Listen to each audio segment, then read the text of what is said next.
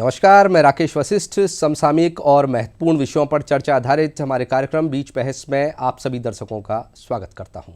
बीच बहस कार्यक्रम जहां हम आपके और हमारे जीवन से जुड़े हुए महत्वपूर्ण मुद्दों पर विषय विशेषज्ञों के साथ चर्चा करते हैं और कई तरह की जानकारियां आपके साथ साझा करते हैं। आज के कार्यक्रम में भी हम एक बेहद महत्वपूर्ण विषय पर चर्चा लेकर आपके समक्ष हाजिर हैं। आज की हमारी चर्चा का विषय ब्लड डोनेशन यानी कि रक्तदान को लेकर है। रक्तदान की ज़रूरत और इसके महत्व के बारे में हम सब लोग अच्छी तरह जानते हैं और समझते हैं।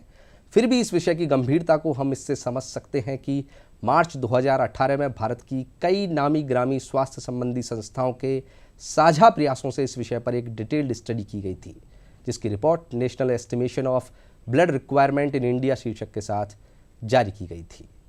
आज ब्लड डोनेशन यानी कि रक्तदान, इसी विषय पर चर्चा के लिए हमारे साथ स्टूडियो में मौजूद हैं डॉक्टर एस अग्रवाल जी।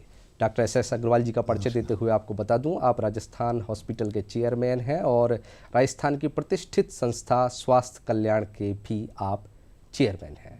डॉक्टर साहब, कार्यक्रम में आपका बहुत बहुत स्वागत है। नमस्कार डॉक्टर साहब, हमने बताया कि अभी इंट्रो में एक रिपोर्ट आई थी ब्लड के गैप और डिमांड और सप्लाई को लेके, जो डिमांड और सप्लाई के बीच में एक मिसमैच बताती है। आप अपने प्रोफेशन को प्रैक्टिस करते हुए इस गैप को क्या पाते हैं, और पाते हैं तो ये गैप कितना बड़ा है? बिल्कुल सही बात है। अगर हम देखें पाश्चात्य देशों के अनुसार जी और वर्ल्ड हेल्थ ऑर्गेनाइजेशन की जो रिपोर्ट है जी कि हमको जनसंख्या का जी 1% जी यानी अगर हमारी जनसंख्या 130 करोड़ है जी तो 1,30,00,000 ब्लड यूनिट्स की हमको आवश्यकता हो सकती है जी, जो पाश्चात्य जो है ना मापदंड है आदर्श उनके अनुसार स्थिति। आदर्श स्थिति। ठीक। लेकिन हमारे पास जो है इसका करीब करीब पहले तो काफ़ी कमती था, करीब 50% ही रहता था जी। लेकिन अब जो है ना वो 70% के आसपास रहता है। ठीक। और वैसे क्योंकि बहुत से जो प्रदेश हैं जी। उनके अंदर तो हमारी आदर्श स्थिति हो चुकी है, जी। क्योंकि एक वृत्त रूप से देख रहे हैं पूरा हिंदुस्तान, तो उसके अंदर कई प्रदेशों के अंदर हमारे पास इस स्थिति के अंदर आदर्श स्थिति नहीं है। ठीक है। लेकिन सरकार के जो प्रयास चल रहे हैं जी। और हम अपनी जो स्टोरेज कैपेसिटी है, क्योंकि जो बड़े बड़े शहर हैं उनके अंदर तो स्टोरेज कैपेसिटी इसकी है सेफ ब्लड रखने के लिए, क्योंकि सुरक्षित और सेफ बिल्कुल दोनों भी उतना ही आवश्यक है जितना कि रक्तदान करना। जब तक कि अपनी वो कैपेसिटी डेवलप नहीं हो जाए, आज की तारीख के अंदर मैं ये कह सकता हूँ कि हमको आवश्यकता के अनुसार रक्त उपलब्ध करीब करीब, पूरा तो नहीं लेकिन करीब करीब हो जाता है। और सरकार और सामाजिक संगठनों का सम्मिलित प्रयास है कि हम वो आदर्श स्थिति भी प्राप्त कर लेंगे।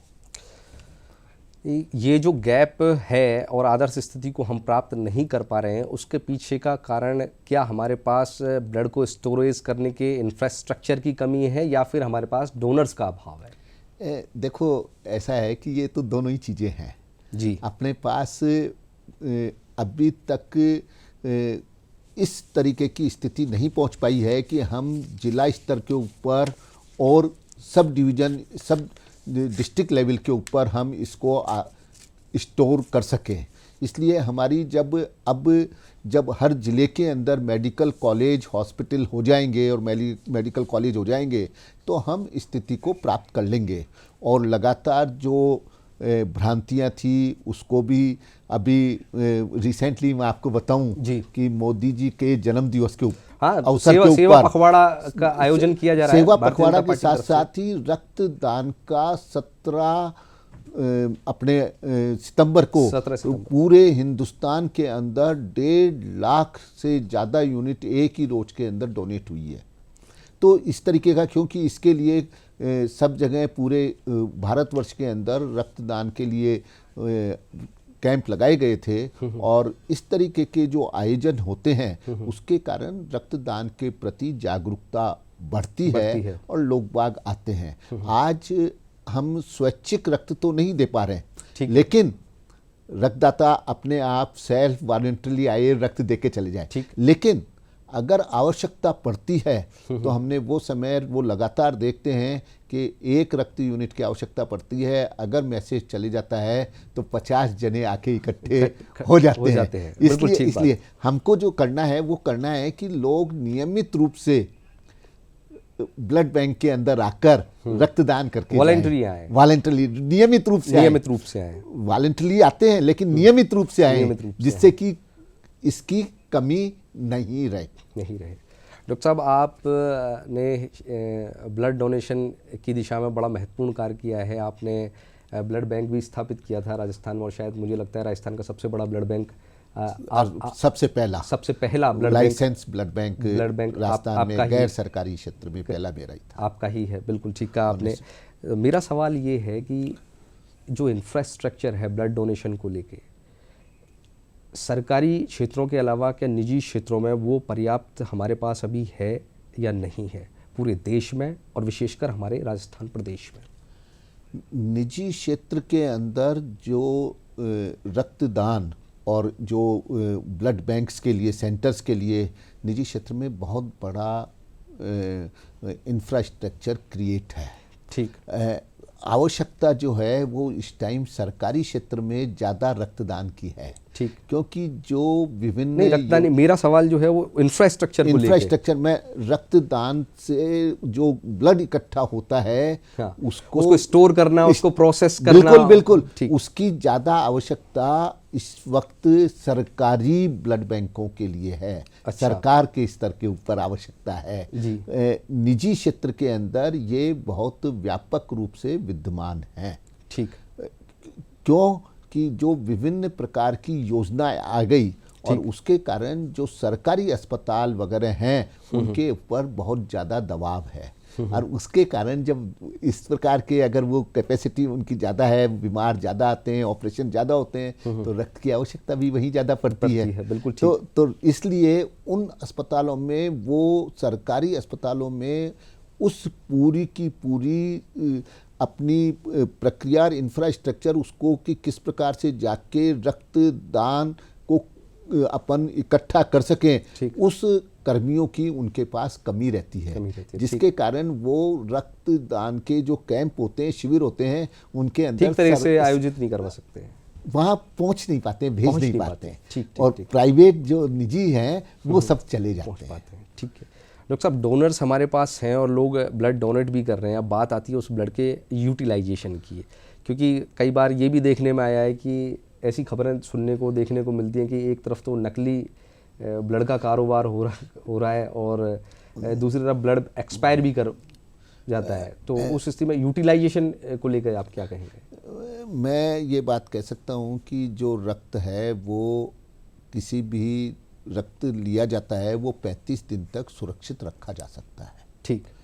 उसको अगर हम काम में 35 रोज के अंदर ले लेते हैं, ठीक, तो वो सुरक्षित रहता है। ठीक। लेकिन अभी कुछ रिपोर्टें आई थी जिसके अंदर कुछ असामाजिक तत्वों ने रक्त के अंदर की साहब तस्करी कर ली, बाहर भेज दिया या एक के दो बना लिए। तो सरकार अगर जो है और इसके ऊपर काम भी कर रही है कि विभिन्न प्रकार की जो है ना उसके ऊपर एजेंसियां भी बिठाई हैं, जिसके कारण कुछ असामाजिक तत्व होते हैं। लेकिन मैं आज ये विश्वास के साथ कह सकता हूँ कि बाय एंड लार्ज स्केल के ऊपर ये कहीं भी कोई कार्य इस तरीके का नहीं होता है।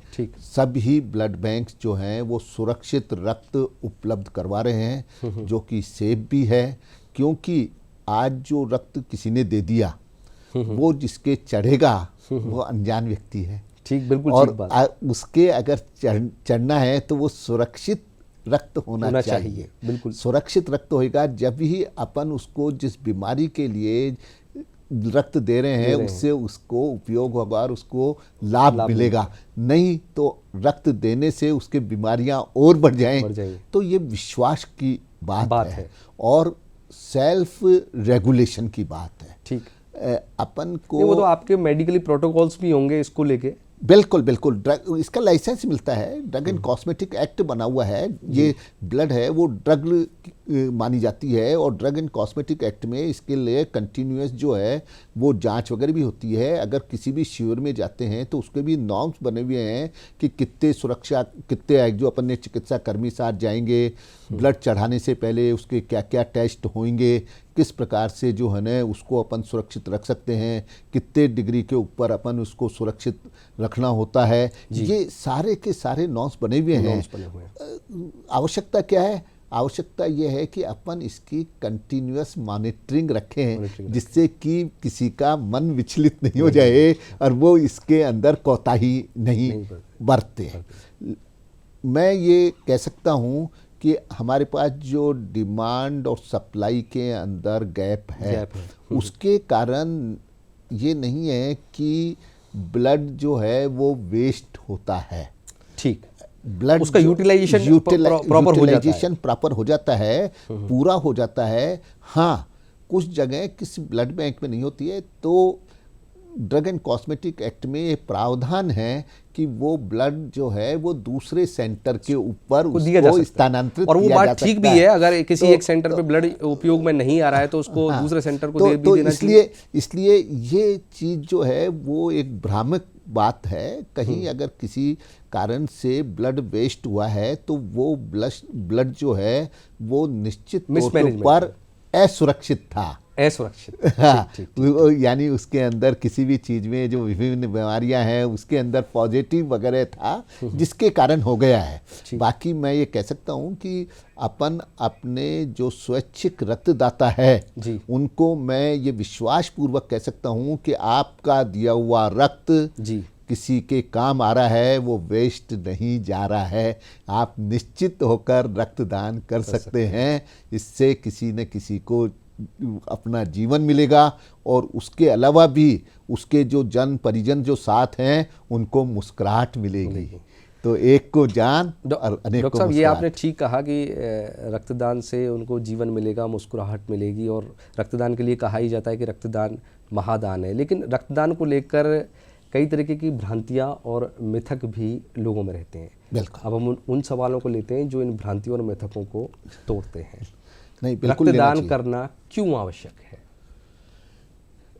देखिए, जो रक्त है उसका महत्व सर्वविदित है जी। सब जगह कहा है रक्तदान महादान। बिल्कुल।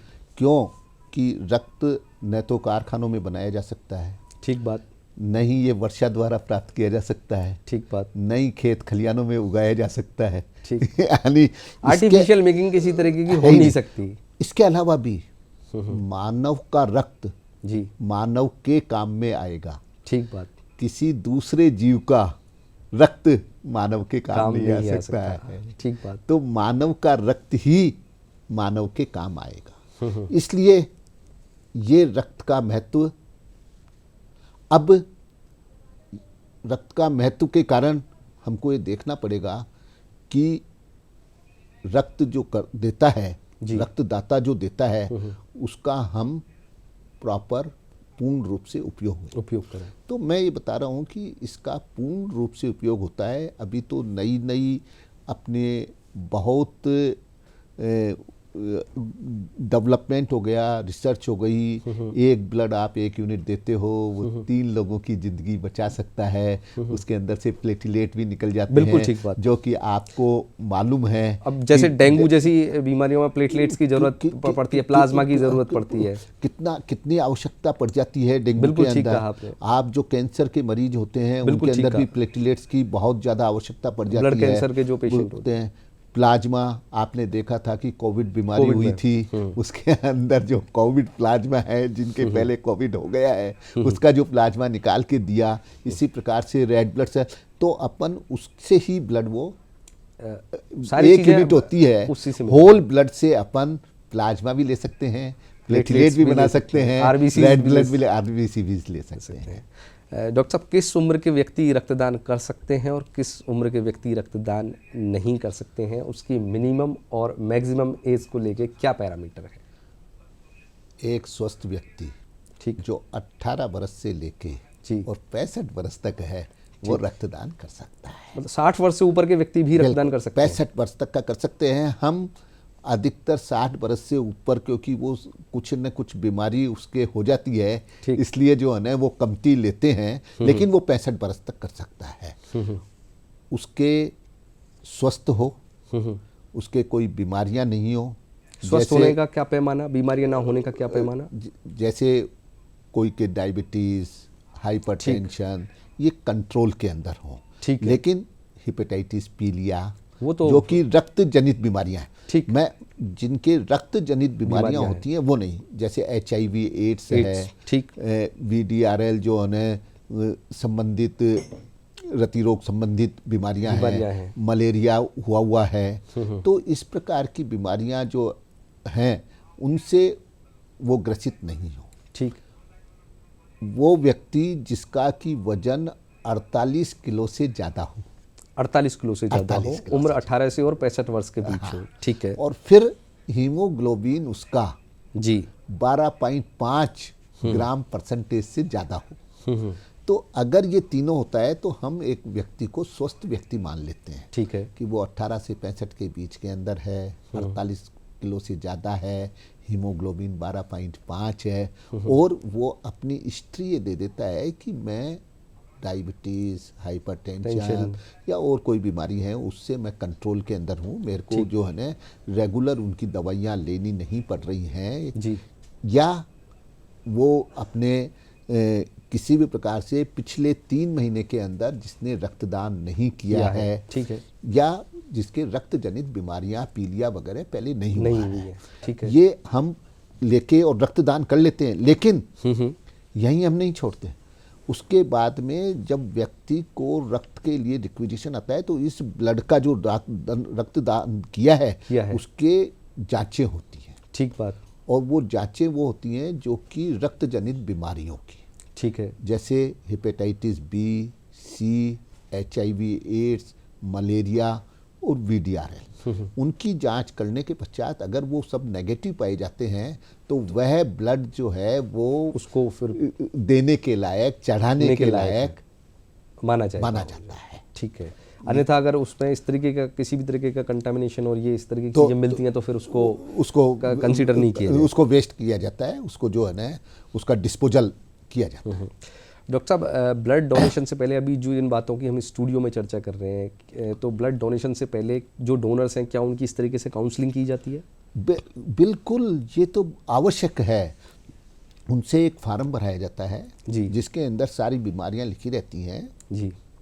उसके अंदर वो फार्म भर के और वो दस्तखत भी पूरा के पूरे करे जाते हैं, पूरी हिस्ट्री ली जाती है, फिर उनका जो है मेडिकल जांच होती है, ब्लड प्रेशर वगैरह जो पैरामीटर्स हैं वो लिए जाते हैं, और उसके बाद में ही वो रक्त दान कर सकता है, ब्लड डोनेशन कर सकता है, उससे पहले नहीं कर सकता। तो वो काउंसलिंग में किस तरीके की बातें डोनर्स के साथ की जाती हैं, या फॉर्म्स में जो फॉर्म्स में लिखा लिखता है, उसके अलावा भी डॉक्टर पूछता है कि भाई अस्पताल में कभी भर्ती हुए हो क्या, जी, आपके बुखार कब आया था, यानी ये लीडिंग क्वेश्चन है, जिसके कारण कि क्योंकि आपने बहुत ही अच्छी बात पूछी। मैं आपको बता रहा हूँ इसीलिए कि 2 तरीके के डोनर होते हैं। एक डोनर तो होता है जो स्वैच्छिक रक्तदान करने के लिए आया, ठीक, जो कैंपों में भी होता है, और बहुत से ऐसे नियमित भी तो होते हैं जो अपने सालगिरह के ऊपर या विवाह की वर्षगांठ के ऊपर या जो है ना अपने माता पिता की पुण्यतिथि के ऊपर रक्तदान करने के लिए रेगुलर आते हैं। ऐसे काफ़ी लोग बाग हैं। ठीक।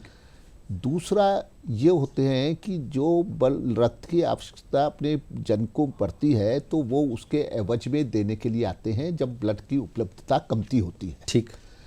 जो उस व्यक्ति को जो एवज में ब्लड देने आता है वो बहुत जल्दीबाजी में होता है कि मेरे को तुरंत ही ब्लड देके ब्लड लेके जाना। बिल्कुल ठीक बात। तो उस टाइम वो सब बातों के ऊपर, फार्म के ऊपर सब जगह निशान लगाता रहता है कि ये भी नहीं है, ये भी नहीं है। मैं वही जानना चाह रहा था कि क्या उसको बैठ के वो सारी बातें समझ में आती हैं? तो ये आ जाता है। इसलिए उससे लीडिंग क्वेश्चन भी जो डॉक्टर होता है जो उसकी जांच करता है, particularly blood pressure, pulse, temperature वगैरह, और उससे लीडिंग क्वेश्चन पूछता है। फिर कोई आवश्यकता होती है तो वो पूछ लेते हैं कि कभी भर्ती हुए थे क्या, कभी ऑपरेशन हुआ था क्या, कभी अस्पताल गए थे क्या, गए थे तो क्यों गए थे क्या। तो उसके कारण मैं बता रहा हूँ 99.99% में मालूम पड़ जाता है कि व्यक्ति स्वस्थ है और कोई दिक्कत नहीं। क्यों कि हमारी जिम्मेदारी और ज़्यादा बढ़ जाती है देने वाले के, कि हम ब्लड तो एक ले लिया और देने जो ले रहा है उसके इसके चढ़ाने से कोई नुकसान तो नहीं हो जाए। बिल्कुल ये जिम्मेदारी और भी बड़ी होती है। व्यक्ति को जो दे रहा है उससे भी ज़्यादा जिम्मेदारी आ जाती है कि जिसके चल रहा है उसके चढ़ाया जा रहा है उसके किसी प्रकार की भी कोई नुकसान नहीं हो जाए, कोई हानि नहीं हो जाए, कोई बात नहीं हो जाए। इसलिए ये लीडिंग क्वेश्चन पूछे जाते हैं और उसका बिना उसका पूरा रिकॉर्ड रखा जाता है जी। और अगर किसी के कोई उसके ब्लड के अंदर ये पॉजिटिव कोई आ जाता है तो उसको सूचना पे बताया जाता है कि आपके ये है, इसलिए आप ये आगे की का।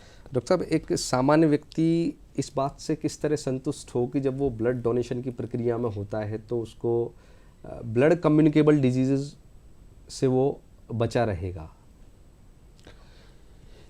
मैं बताऊं कि ये टोटल, हालांकि इस बात की संभावना नगण्य है, पर फिर भी कई बार इस तरीके की खबरें देखने को मिलती हैं कि इस तरह की कभी लापरवाही हो गई है। और ये मैं बता रहा हूँ लापरवाही हो ही नहीं सकती है जी, क्योंकि ये टोटल क्लोज्ड सिस्टम है। ठीक, कहीं भी डायरेक्ट हाथ कहीं किसी चीज के ऊपर नहीं लगता है। ठीक बात। जो किट है जिसके अंदर की ब्लड इकट्ठा होता है और जो निडिल है वो लगती है, वो सब क्लोज सिस्टम के अंदर है। वो ऑटोमेटिक सारी की सारी चीजें होती हैं।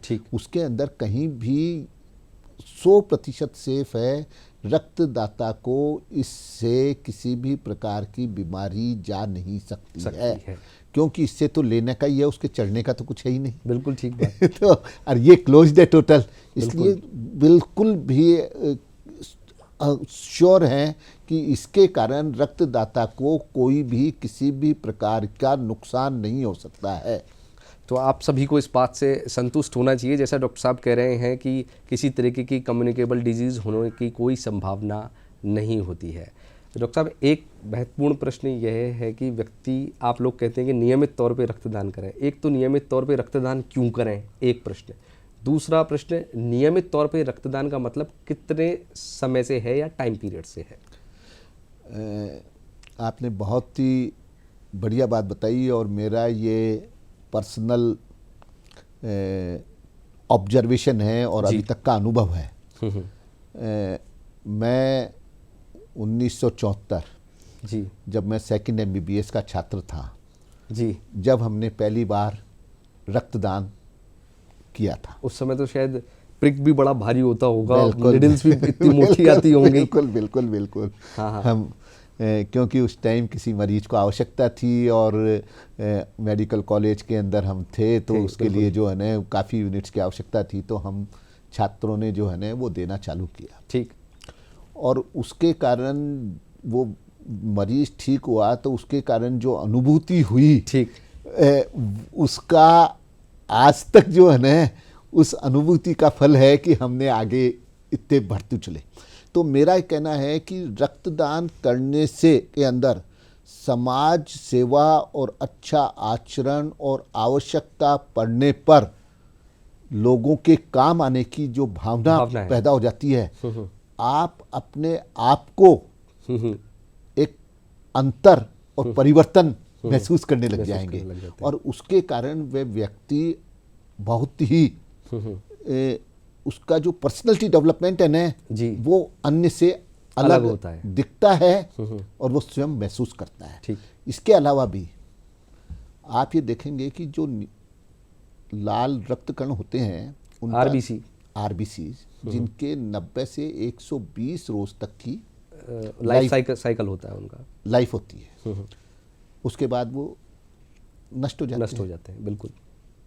आपने रक्तदान किया या आपके किसी भी प्रकार से रक्तस्राव हो गया, कोई लग गई, ब्लीडिंग हो गई, तो क्या होता है कि शरीर के अंदर रक्त फॉर्मेशन के ऑर्गन्स होते हैं। ठीक बात। क्योंकि जब ये 90 के 120 में ख़त्म हो जाता है और वो जो नष्ट हुआ जो रक्त है वो मूत्र के द्वारा बाहर आ जाता है, तो रक्त तो बराबर बनता ही है, ऑर्गन्स उसके अंदर हैं ही, ठीक। रक्त फार्मिंग ऑर्गन्स, वो आपके रक्तदान करते ही एक्टिव हो जाते हैं। ठीक। और वो एक्टिव होने से नया रक्त जो है वो आपको मिलने लग जाता है। तो आप ये देखोगे, आरबीसीज तो 90 से और 120 दिन में खत्म होनी है, चाहे आप ब्लड डोनेट करें करो या चाहे फिर नहीं करें। करो। ठीक। आपने तो आप ये देखोगे कि जो नियमित रूप से रक्तदान कर रहा है जी, उसके मुख के ऊपर एक विशेष लाल आभा ठीक नजर आएगी आपको। ठीक। और उसके चेहरे के ऊपर जो आभा देखोगे तो उसके कारण ही उसका डेवलपमेंट है। ठीक। दूसरा जो है, ये मानते हैं कि नियमित रूप से, नियमित अंतराल से जिनके कोलेस्ट्रॉल बढ़ा हुआ है उनका कोलेस्ट्रॉल भी कम हो जाता है।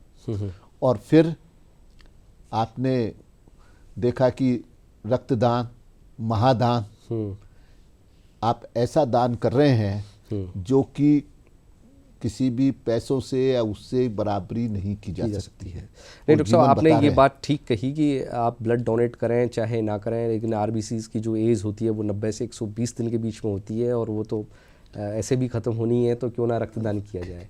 अब इस पर एक महत्वपूर्ण प्रश्न ये आता है, जो नियमित रक्तदान के विषय में मैंने आपसे पूछा था कि नियमित रक्तदान का मतलब क्या होता है। मैंने अगर आज ब्लड डोनेट किया है तो अगली बार मुझे कब ब्लड डोनेट करना हो, मैंने पहले ही तब बताया वो था। नियमितीकरण की परिभाषा में आएगा। मैं बताऊं, 3 महीने बाद आप रक्तदान कर सकते हैं।